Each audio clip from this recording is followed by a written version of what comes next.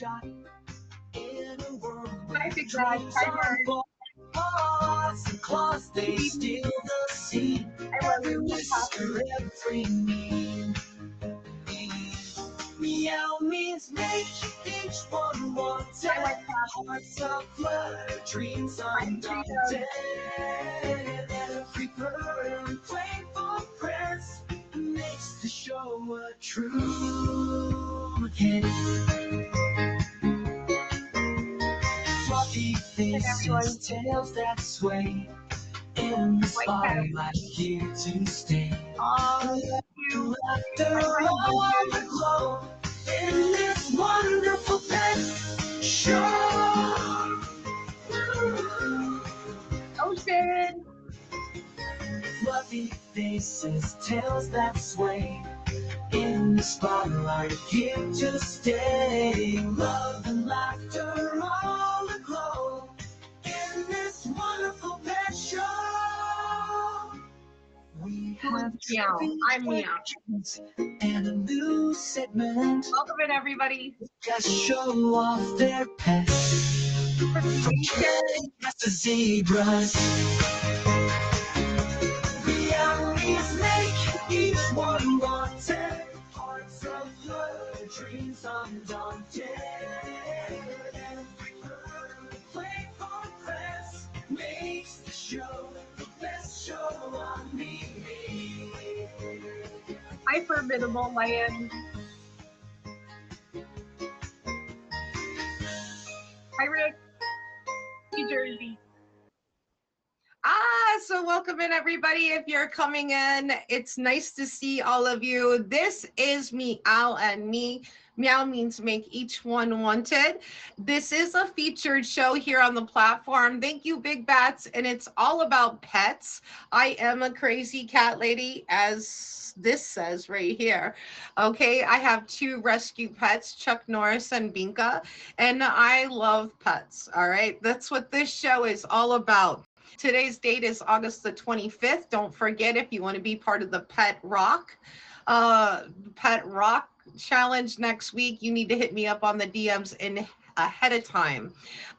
We get started with this show the same way every week. And how we're going to get started with it this week is we're going to do some kangaroo trivia for our Aussie friends.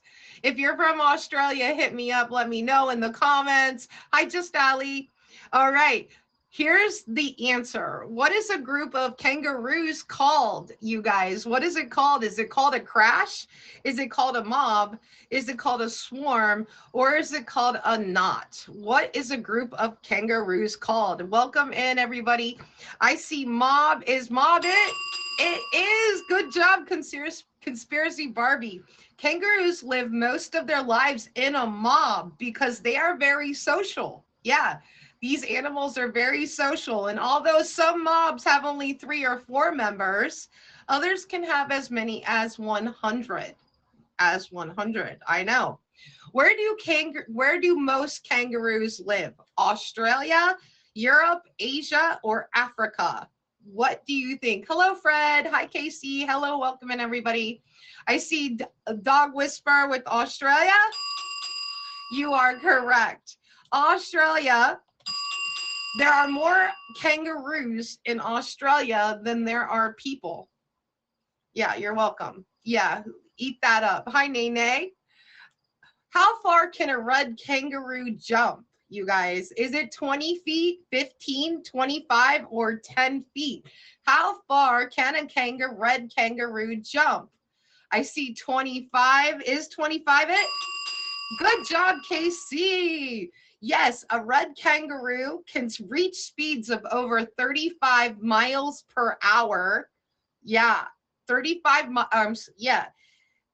Their bounding gait allows them to cover 25 feet in a single leap. And they can jump up to 6 feet high. Thank you, Fred. Thank you, Big Bats.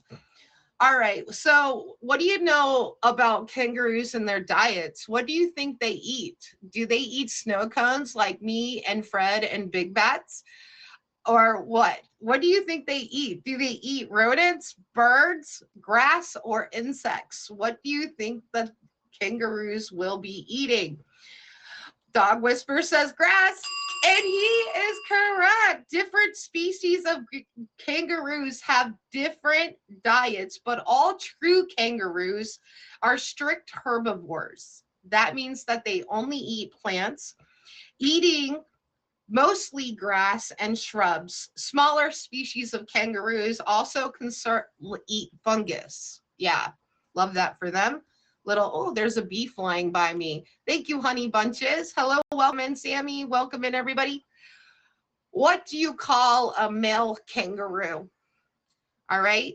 Is it called a jack, an old man, a boomer, or all of the above? Hi, MC. A jack?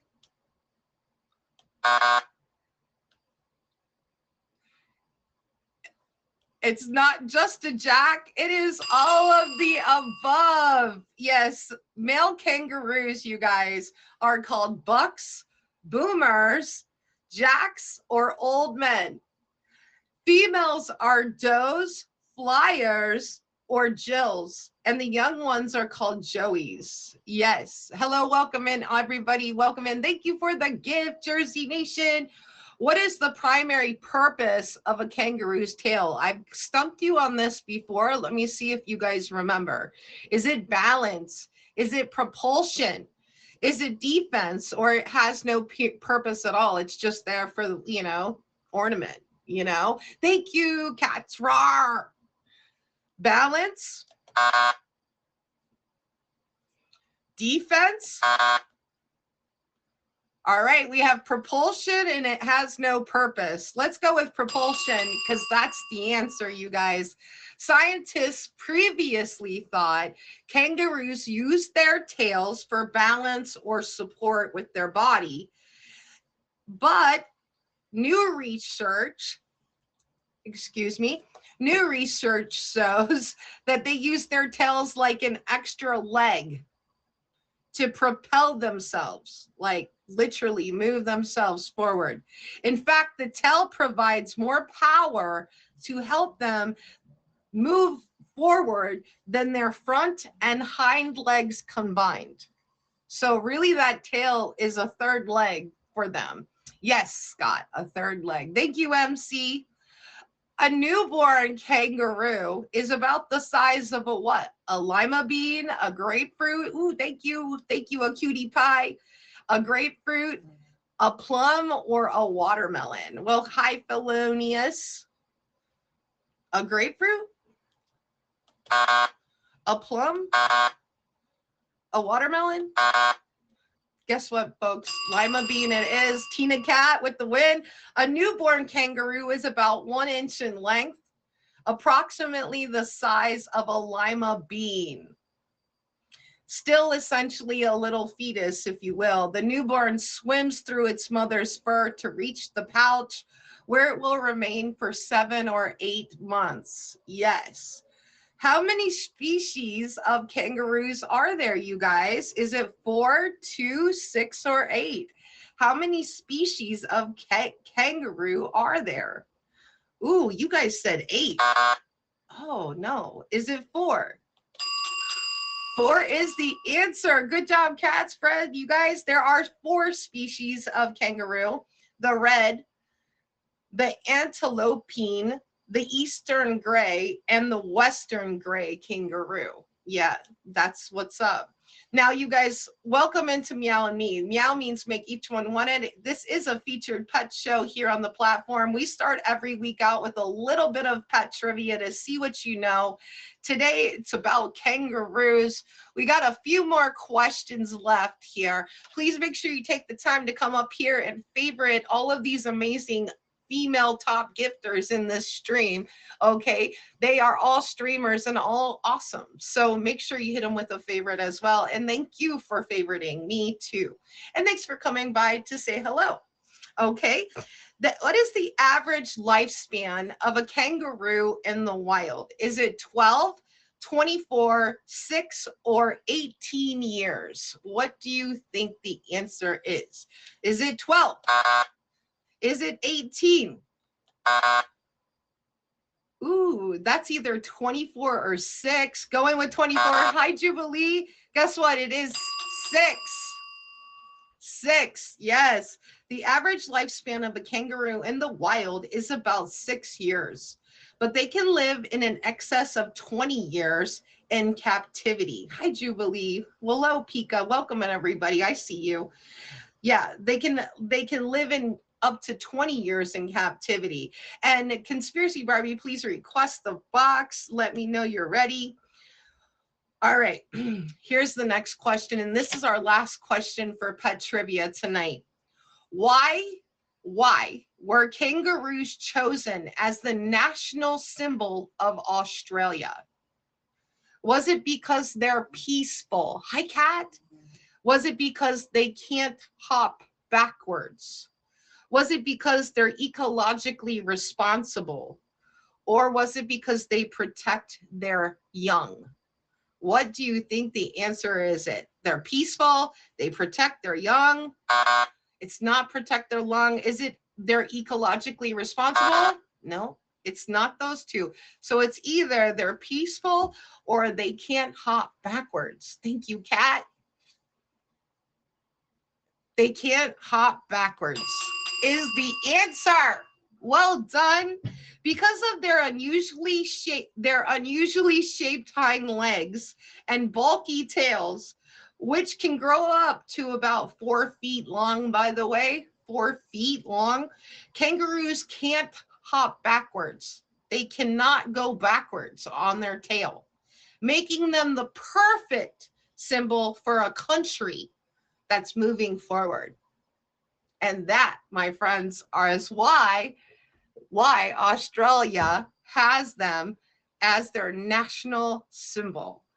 Yes, you're welcome. Now you can tell your friends at the office tomorrow or in your streams, whatever it might be. So if you're coming to Meow and Me, welcome in. Now is the part where we have our special guest. My special guest this week is Conspiracy Barbie. I'm going to welcome her in and into the box. Hi, Conspiracy Barbie. How are you? Oh, she's digging. Can you hear me okay? Yep, I can hear you okay. Perfect. Tell me about who we're looking at right here. So the big one is Bandit, and the one digging is Daisy. She's my problem child. Oh, now they're both going at it. They're my So you have Bandit and Daisy. Daisy. Stop it. I want to see some dog emojis in the comments. Somebody throw some dog emojis up. These are so cute. Right? Look at them go. What are they after, Barbie? I don't know. What are you guys after? Going to town. I don't know. They really like that hole. They like they're about that hole for real. They're going to town. They're like, yeah, it's our time to shine. Let's dig a hole. I see it. It's like, what is going on? So which one is the one on the left? Or that one? This one is Bandit. Bandit. Okay. They're both from the same litter. They're brother and sister. Okay. And how did you get a hold of, how did you decide, what kind of dogs are they? They're Alaskan Malamutes. I'm in the woods a lot, and I'm in Alaska, so there's a lot of bear up here. And these dogs were specifically bred to fight polar bears and protect from polar bears. So that's why I got them, so I can go in the woods and not feel, scared. Okay, so Barbie, you're telling me you are looking for a specific type of dog and one that could be protective of you because of where you live geographically, right? Yes. And the fact that I'm in the woods a lot. Wow. So Alaskan Malamutes, they are known to be protective. Is that part of their personality, or is that something, they're pack dogs, so it's engraved in them. So once you have them and assimilate them into your family, they get in their hierarchy and they're very protective of their people. So, what else do pack dogs do, Barbie? They're very family oriented. They're big cuddlers. They're very playful. They are super wicked smart. They follow direction really well, except for my problem child. She tests me all the time. Like, I have this makeshift board over here because she keeps getting out right there, but I fixed that with some nails and a board, you know. Now she can't squeeze under it. But they're very smart. Like, he has learned how to open the garage door to come and get me. They like to sleep with you, around you. They're just very, like, all in all, like, amazing dogs. Okay, how trainable are Alaskan Malamutes? Extremely trainable. So they're both crate trained. I just have to say kennel, and they go in their kennel. When I tell them to settle, they go sit on the couch.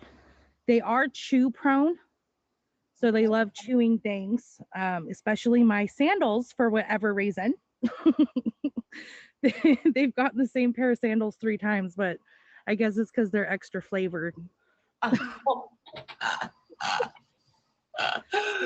thanks, Rhonda. Yeah, like it's got a little extra sweat in your sandals, maybe, and they just want to taste a taste of what's up. Queen, okay, I'm barefoot all the time, except for when I have to put on foot prisons. But they listen really well. They love to go bye bye. The main thing, like I said, is the chewing and recall. Like, they're very stubborn. They only recall when they want to recall. So, like, leash training is a must. Okay, what do you mean by when you say recall? What does that mean for the people who have maybe cats or turtle or whatever? So when I say recall, it's about when you call their name and them coming. They only do it about 50% of the time. Okay. So they're stubborn. Yeah, they are very stubborn when it comes to that. They're like, no, I want to do my own thing. You're boring. Like, you're not going to give me a treat. I've learned now that they love to go bye bye. Oh, Bandit, you don't get out of the fence. They're done. They want to go inside. They're trying to break out, you guys. Look at them. Bandit is over there trying to break out. Yeah, I had to pay $600 recently to remake my gates because they broke my gates. Well, he broke my gates. He's 120 pounds, and he will jump on that thing full force. He snapped. He snapped some boards. And how old are they, Barbie? They are a little over a year. They just celebrated their first birthday, and Okay, they'll keep growing for another 2 years. they will. Okay, so they're gonna get even bigger. One weighs 120 pounds. What does Daisy weigh? She's 75. Okay, so do typically male Alaskan Malamutes weigh more than the females? Yes, they are typically about 50 pounds heavier, which you can see with them, which is a problem for Miss Daisy because she's the dominant queen. She is the one that runs the roost, and she's the smallest. So it's has been interesting while she tries to, like, jump on top of them and stuff because she can barely reach now. She's like literally on her little tippy toes trying to be on top. Okay, so this is interesting. Well, and what do Alaskan Malamutes eat for food? Like, how much food do you have to feed them, and what do they eat? I go through 2 bags, maybe 3 bags a month of either Purina or Blue. It just depends on what's in stock because we have the supply chain. They get a lot of fresh salmon and chicken and ground beef, and sometimes they'll get roast, but they need fish oil, especially for their fur. And they love eggs, so they get raw eggs from a local farm. Okay, so they require kind of a specific diet, it sounds like. Is that what I'm hearing? You need to make sure they have enough fat? We want them to be healthy and happy. Gotcha, gotcha, gotcha. Dry skin up here in Alaska. It's a snow forest. Okay, like it's like a snow rainforest, but it's very dry because of the cold. So they can get dry skin. During the winter, if my yard's icy, I put like beeswax and chapstick on their feet Okay. because they can get chapped feet from being out in the cold. And they So love being out in the cold. They will stay out for hours. They don't want to come in. During the summer, you see, they're done. They're like, okay, we've been out here for 20 minutes. I'm over this. Let's go inside. But in the winter, they'll be out here digging in the snow, rolling in the snow, sleeping in the snow. so but they like to be in temperature control. Yeah, they're very bougie Malamutes. They prefer to be on the couch watching TV. I had to upgrade the couch to have it big enough for the 3 dogs, myself, and my 2 kids. I'm dead. I like I literally am dead. Thank you, Dada. I am dead. I'm dead. Okay, so they like temperature control. What kind of things do they like to do? I mean, since you said they're pack dogs, like how do you like what kind of play, like what do they like to do? What do you do with them? They're big. We play tug of war a lot.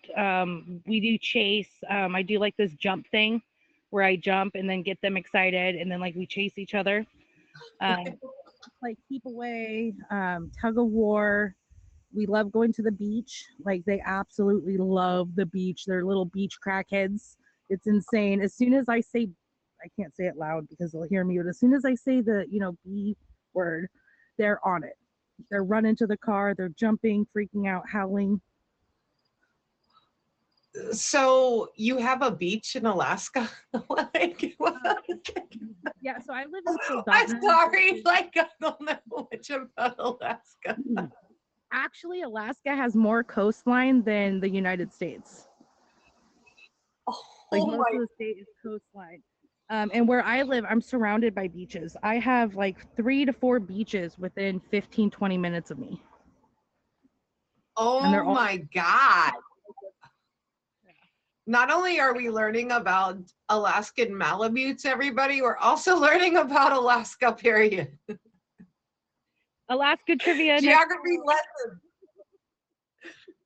Period. Like that part, facts. If you guys are just coming into Meow and Me, welcome in. Meow means make each one wanted. We are a featured pet show here on the platform. Please make sure you click Barbie's name here. Hit her with a favorite. If you don't know her, hit her with a favorite. Go check her out. We are here with Bandit and Daisy, her 2 one-year-old, basically Alaskan Malamutes. Okay, and we are talking all things dogs. So if you have a question, please feel free to ask in the comments. We'll get to it as long as it's respectful. Yeah, and we're also asking questions about Alaska since Kitty Commander has no idea about it. Like, I mean, a lot of people think Alaska is like a tropical island. Like they think I'm down by Hawaii because of where Alaska's cut off and put on the map. So a lot of people don't know a lot about Alaska. Yeah, I know where it's located. That's good part. Like, didn't somebody say they see Russia from your front porch or something? Like, I mean, on a clear day, I could probably like up in an airplane see Russia. That is if the conspiracy theory about flat Earth is correct.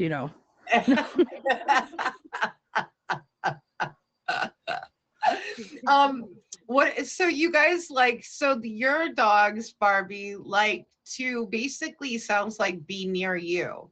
They prefer to be near their leader and they see you as their leader, it sounds like. Is that? Oh yeah, they follow me around like little shadows. All 3 of the dogs. I go up the stairs, they go up the stairs. I go down the stairs, I sit on the couch, they sit on the couch next to me. If I sit on my bed, they're all on my bed. I'm gonna have to get a Alaskan king. Oh, you're gonna have to go next to the bed. Like I'm watching a movie up there, they're all on it. Man, I didn't even know it was like, kind of like that. That's crazy. Like it sounds to me like they're kind of territorial. They want to be, with you and in their element. Do you get a lot of polar bears up there? So polar bears are exclusively in the northern part of Alaska, so like by the slope. Down here we have grizzly and brown bear. Oh, okay. So having them around, having the dogs around, do you feel safer in your household with them around? Oh, definitely. Yeah. Okay, gotcha. And and if you were if you were being attacked by one of these types of animals, do you think your pets would intervene? I don't even think they would let the animal get close to me. Okay, so they're very like protective then. Yeah. Like 4 days ago we were walking and I walk them in the evening every night around like 7 to 9, just depends on when I get done with stuff. And we do the same route every single day. It's like a 2 maybe 3 mile round trip down to like this little creek. And we were doing it a few days ago, and my dogs looked into the woods because it's all wooded. It's all just woods like this. Okay, there's not a lot of people. And they stopped and looked in the woods, both of them. They would not move. Their hair stood up, and they immediately looked at me and turned around and started like running back to the house. Okay. So I'm thinking there might have been a bear because they don't act that way with moose. They try to go after the moose. Oh, interesting. We've had some instances on our property where we've had like garbages gotten into and stuff knocked over, and I think that there's been a bear around here. Hi, bandits. Here's your You poop. know, Shine has a good question for you here. Do you have to teach Daisy and Bandit to be protective, or is this something kind of just inherent in the Alaskan Malamute breed? Like, did you have to teach them that, or is that something inherent in them? With a lot of larger dogs, it's inherent. So they're a little closer to wolves than most dogs. So the larger the dog, the less interference there's been, and there's more of that primal, intact, like instinct in these animals. So, like my German Shepherd, he isn't trained, and I take him into a crowd of people, he's guarding my back wherever I am, just instinctually.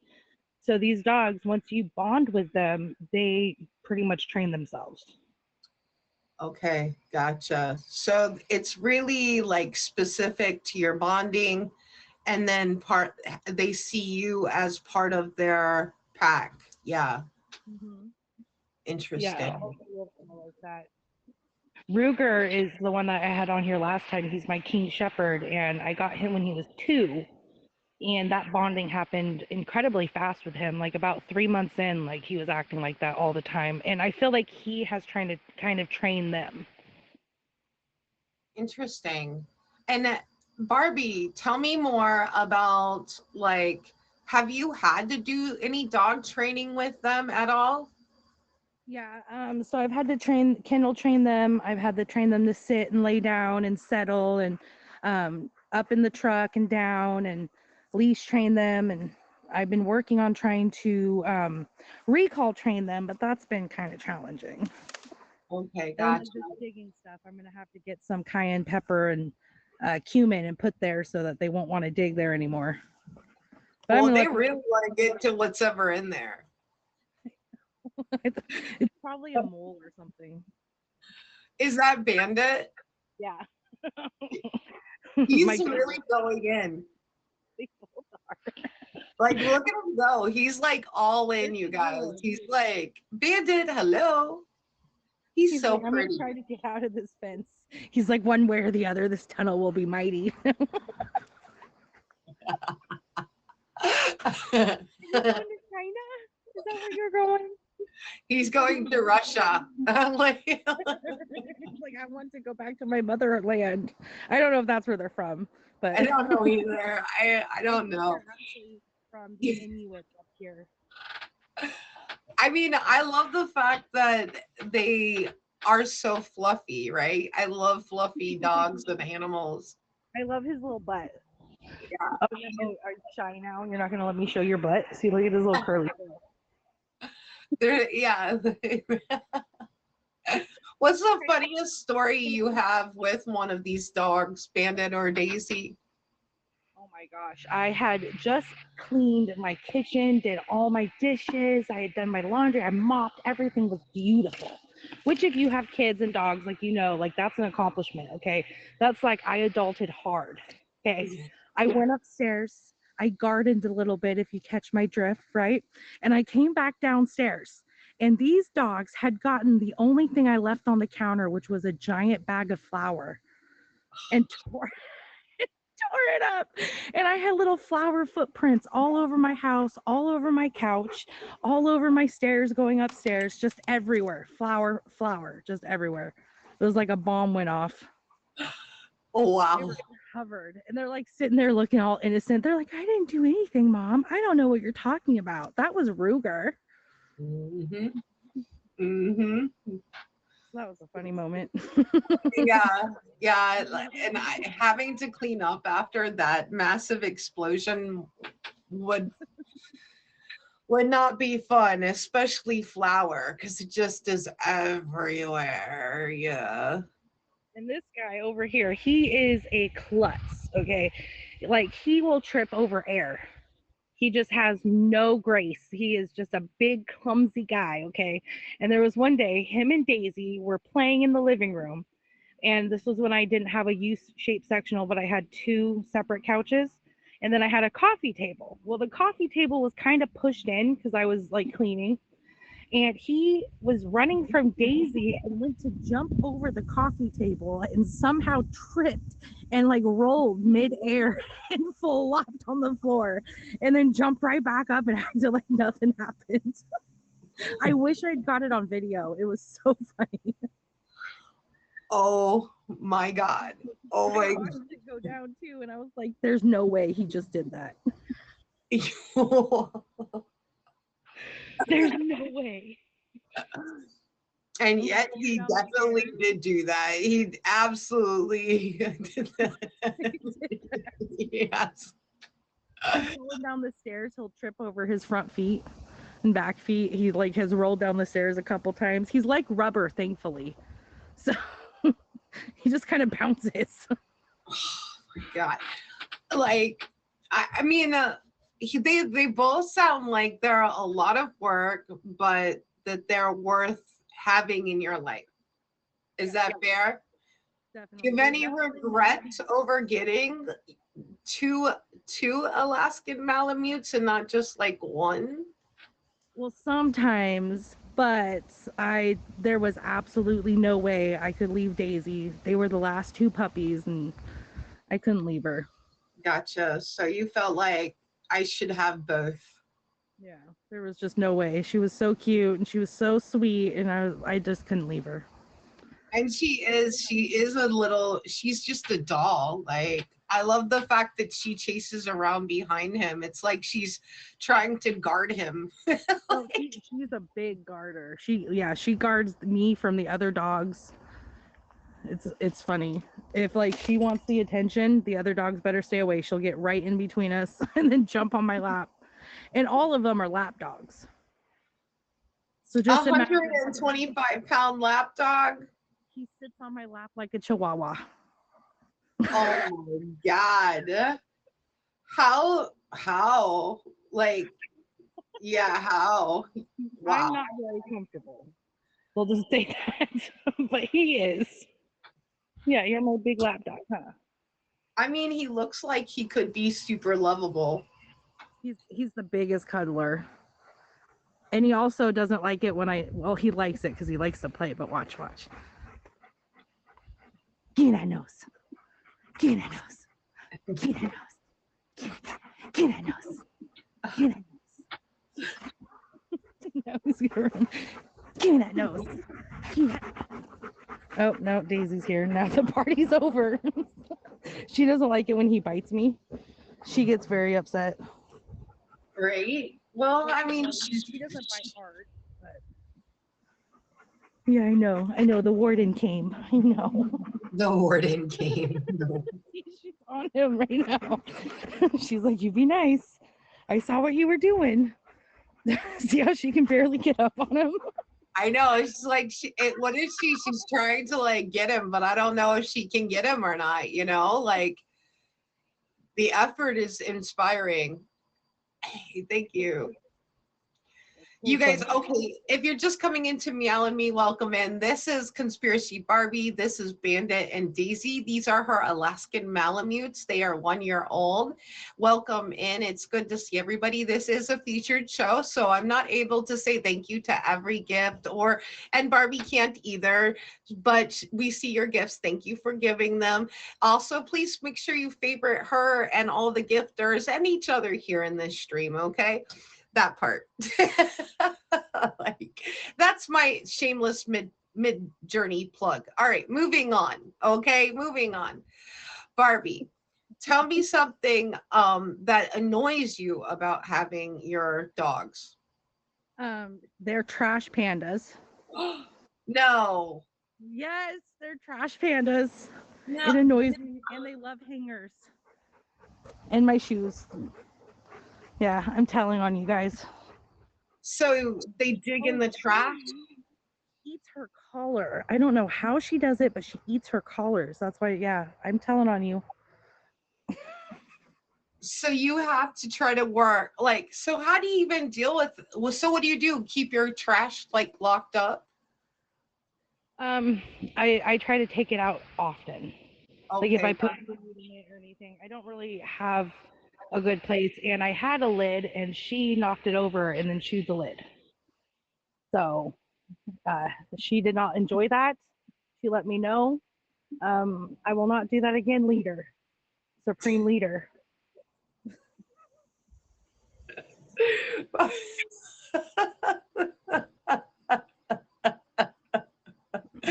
I'm sorry. Yeah, it sounds like, it sounds like they can become a handful if they want to be. Yes. Yeah, I locked my cats up, so I understand that. She loves butter. I'm Butter dead. is her favorite. Oh, I love that. And well, so if you were somebody who like, because there are people who are like, oh, let me get a dog and stuff, and they're not sure if what kind of dog to get. Like, what kind of owner do you need to be? Like, what kind of temperament, and what do you think as an owner that you need to be like if you have Alaskan Malamutes and or you're looking to maybe get one?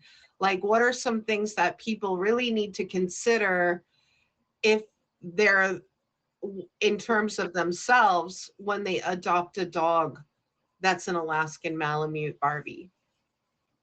You have to remember it's a big herd mentality. So what do you think of in herd mentality? You think of hierarchy. You have to make sure to assert yourself as their alpha early so that they know. And that's how they listen to you and do everything that I've talked about. And the way that you do that is when they don't listen, you grab them by the back of the neck and you hold them down on the floor, because that's what in the wild the alpha would do, is hold them on the floor and not let them get up. After a couple times of doing that, they'll listen. You don't Okay. oh, we're just gonna go over here.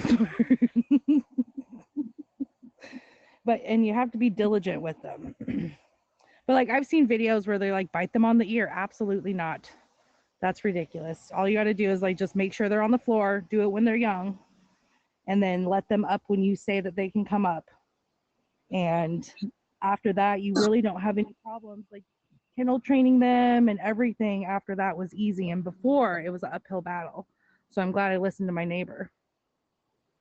It's really good to, so if somebody's like not able to like feel like they can assert dominance in that kind of way or whatever, they may not want to get an Alaskan Malamute, you know? Yeah, I didn't know, but luckily my friend up here who lives by me, she has a Malamute rescue. So she's given me a lot of pointers. I A mean, lot of and that's they're very important as well. Like the fact that she's got that background gives her a lot of like experience points, you know? I would listen to a person who has a rescue as well. yeah. Yeah, no, she's the one who helped me, like, because I didn't want to crate train because I felt like that was mean. But with these dogs, if you don't, they get into trouble at nighttime. So you have to make sure to crate train them, or they're going to chew your furniture and shoes and get in the garbage and do naughty things. So crate training is definitely a must. That really changed everything. Those two things for me. So you have to like know that you're going to have to, crate train them, and you are going to have to like one day grab them and put them on the ground and not let them get up. If you can do those two things, like they really are one of the best dogs I've ever had. Wow, that's a heavy endorsement, and I love that. That means that they're with the right person. You know what I mean? They got the right person, and they are beautiful, right? Ocean, they're gorgeous. This is Bandit and Daisy with our last minute together. Barbie, it's hard to believe our time's gone by so fast. They're so cute. But with our last minute together, like, tell people where they can find you and these adorable dogs that you own. So I am streaming on here regularly. This is a new account. Some of you might have my old account favorited, but I was irresponsible. I broke my phone and I no longer have access to the email. So here we are. I am streaming in the morning and in the evenings, and any featured shows that need last minute guests, as long as I can do it, I am signing up. My dogs are featured pretty regularly because they're always around me. So if I'm upstairs, they're coming and sticking their head in the camera, and if I'm outside, I'm normally have them with me, or they're jumping on my window saying, "Mom, let me out! How dare you go outside without us?" I love it. I love it. Oh, Barbie, thank you for being my special guest with Bandit and Daisy tonight. I appreciate it. Thanks for having me. You guys make sure you hit her with a favorite, okay? But I am running out of pets, so we'll have to start doing repeats.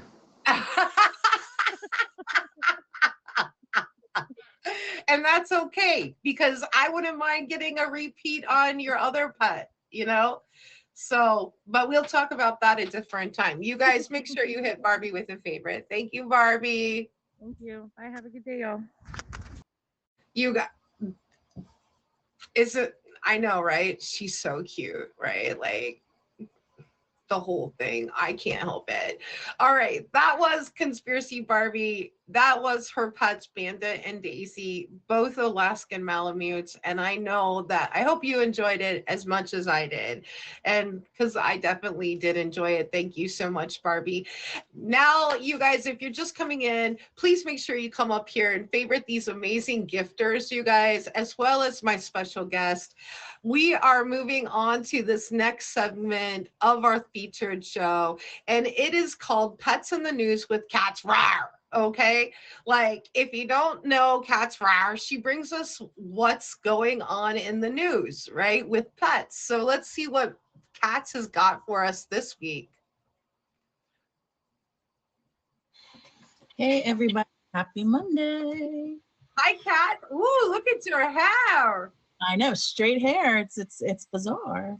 I love it. Thank you. Well, happy Monday, everybody. Guess what? I think a lot of kids went back to school today, if I'm not mistaken. I know that when I was back in school, we went back after Labor Day, but these days it seems like everyone kind of goes back in August. But I think one thing that people don't think about is that change in schedule might affect your pets at home. When they get to be home in the summer with your kids or with you, or, once the schedule changes, sometimes we don't think about how that might affect our pets. So just wanted to talk about that a little bit, because for some pets, it might be harder to navigate that change. So, oh my God, yeah, absolutely. I never even thought about it, and you're absolutely right. Yeah, I really never thought about it either, because I think sometimes probably most pets maybe are used to that transition, but maybe older pets, or if you have a puppy, that level of activity or interaction can kind of have a doozy effect on them. So a couple of things that they recommend is practicing mock departures. It kind of mirrors maybe like when you first got your pet, not necessarily if they were a puppy or a kitten or a baby, but just when you first got them, you might have kind of practiced, leaving for 15 minutes or something like that, just to see how they would handle that. So they said kind of reinstituting those mock departures You know, even to the point of maybe having your kids pack their backpacks, putting on their shoes, grabbing the keys, all of those things, you know, the sounds that they hear, the things that they see, just to kind of get them back into that routine. So I thought that was a pretty kind of easy, but a smart thing to do to try to help ease that transition. Something else they said was also recommending gradually reestablishing structured routines. So because things like mealtime or potty breaks, those may have also been adjusted, you know, over the summer months, have to reestablish in a sense, but to do it gradually. So, you know, getting back to, it might be they're no longer eating at 5, maybe they're eating at 6:30. You know, an hour and a half to us might not be that long, but it might be pretty long to your pet. So you want to kind of get them back into the gist of things. Also, you know, creating a calm environment. You know, every pet kind of has a different calm environment. I remember my dad, rest his soul, used to put on Dora the Explorer, I don't know why, on TV for his dog every time he left. It didn't matter if he was just running to the bank or if he was going to be gone for 4 hours. Dora the Explorer was on every day. And I know that sounds funny, but I'm sure it became part of her routine and helped to provide a calming environment that she can, you know, that she was familiar with and could expect. For your pet, it's really not that much different, whether that's a quiet room or a crate that they'll have to be in. Because again, let's say your pet is crate trained, which is a great thing, but if they're going to be spending more time in the crate because you're back at school or whatever it might be, that's something, you know, that's a big change. So something to think about, excuse me. Also, you know, physical or mental enrichment. So if you ever heard of like a snuff mat, or, you know, there's different toys that pets may play with that can keep them busy or preoccupied or tucker them out.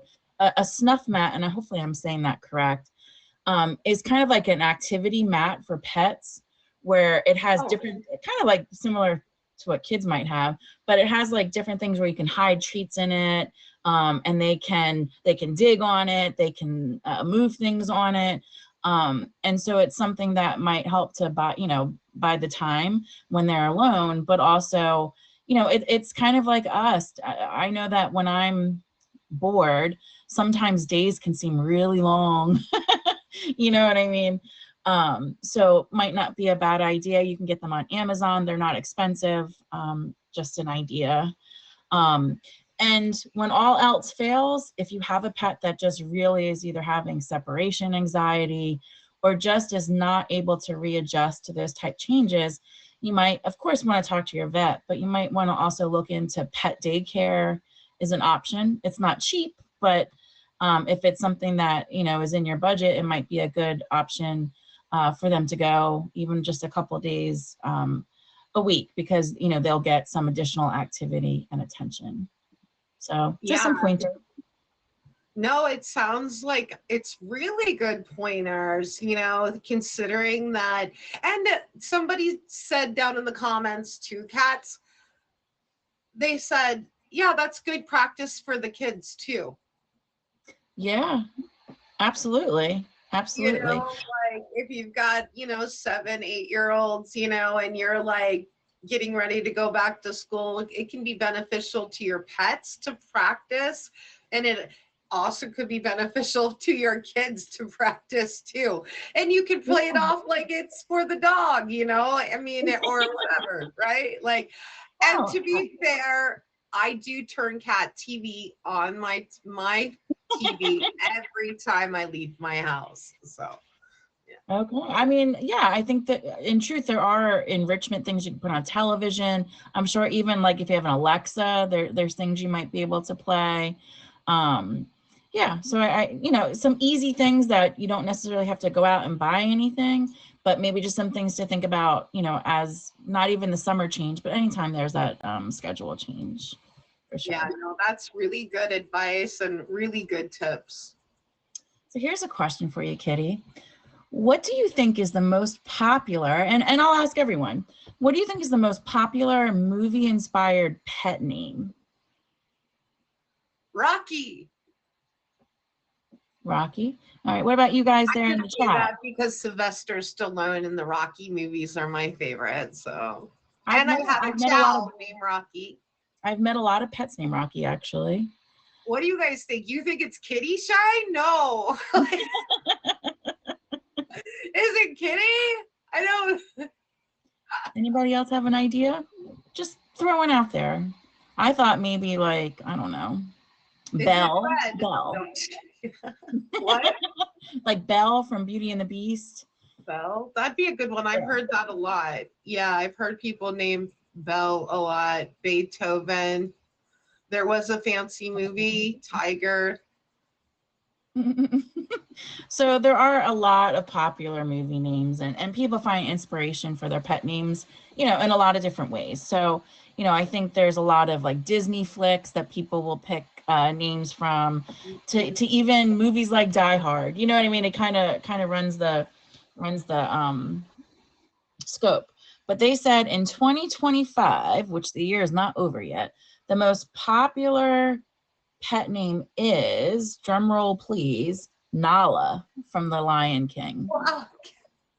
Now, I will admit, I do know someone who has a cat named Nala, but just one person. So that's what they're saying is the most popular pet name for 2025 here in the United States. Now, just to give you an idea of some of the other ones, I'm not going to read the whole list by any means, but they gave 30. I said Nala, Loki from Marvel Cinematic Universe, Rocky, Marley from Marley and Me, Simba from The Lion King, Bruno from Encanto, Remy from Ratatouille, Leia from Star Wars, Gizmo. I have met a couple Gizmos from Gremlins, Thor, Elsa, Rex, Woody, Dobby, Yoda, Lilo, and Stitch, Pluto, Nemo, Buzz, Olaf from Frozen. I've never met an Olaf, I will admit. Toto, Bolt, Frodo, Tinkerbell, Dory, Balto. I've never heard of Balto. It's from a movie, Balto. I don't know if anybody's familiar. I'm going to Google that. Moana, which that's a pretty name. I've never met a pet named Moana. Ariel and Bambi. So basically, we just take the Disney lineup and basically just make it into the pets. It sounds like, Yeah. Because I think a lot of those names are sweet and endearing, and we kind of like the characters.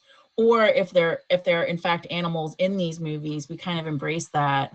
So yeah, I thought that was kind of cool. Now, would you guys agree that Nala seems like the most popular name though out of all those? No, I was gonna go with, of course, I said Rocky, right? But Rocky was number 3, to be fair, right? Yeah, that was a good one. Buddy was another one I kind of expected to hear on the list, to be honest, but wasn't on the list. And I've met a lot of buddies as well. So I've met a lot of golden retriever buddies. I know that sounds funny, but I have. I think that's from a movie too, right? Me too. Yeah. Me yeah, too. so it's kind of fun, kind of cool. Like I said, I've never met a Frodo from the Lord of the Rings, but I'm sure there are Frodos out there. It's probably a turtle. That would be a good name for a turtle, though. Some of these names, like you can picture maybe what kind of animals they were. You know what I mean? But yeah, so I thought that was kind of cool, and maybe gives folks some inspiration for if they're getting new pets and they're looking for names. Think about your movie characters. You could Google popular movie character names. Just another way to kind of get some ideas. Yeah, no, I think that's a great idea. And two, you can just name them Rocky, Yeah, exactly. The last article I have is about sharing is caring, sharing food with your pets. Oh, let's talk about it. Remember, I was like, do cats eat cheese? No. I wasn't sure. Like, honestly, I'm sure that there are some pets out there that really cannot eat dairy. I'm not sure which they are. But I think a lot of times, you know, we hear kind of myths about certain foods that people tell us are bad for our pets, but they actually aren't.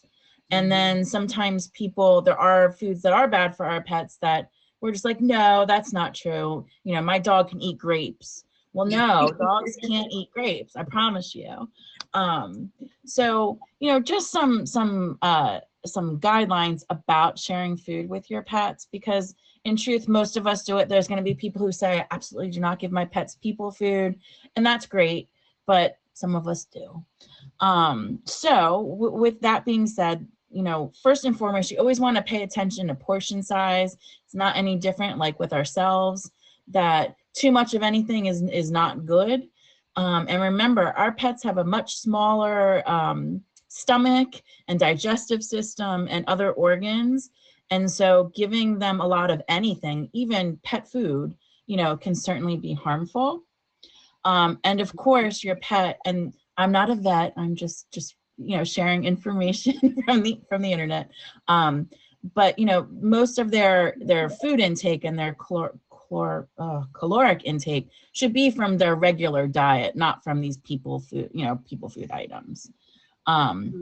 So with that said, some pet safe snacks, certainly vegetables is very high on the list.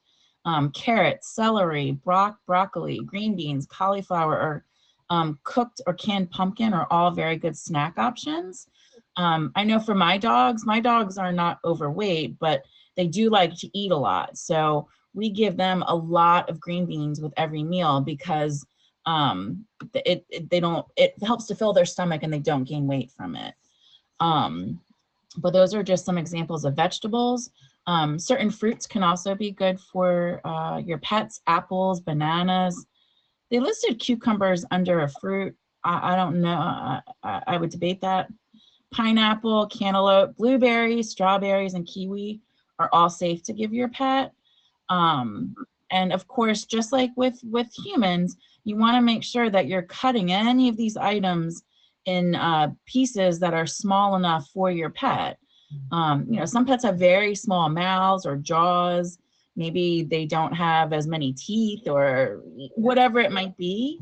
So it's not just about what you're giving them, but making sure that you're giving it to them in a safe manner.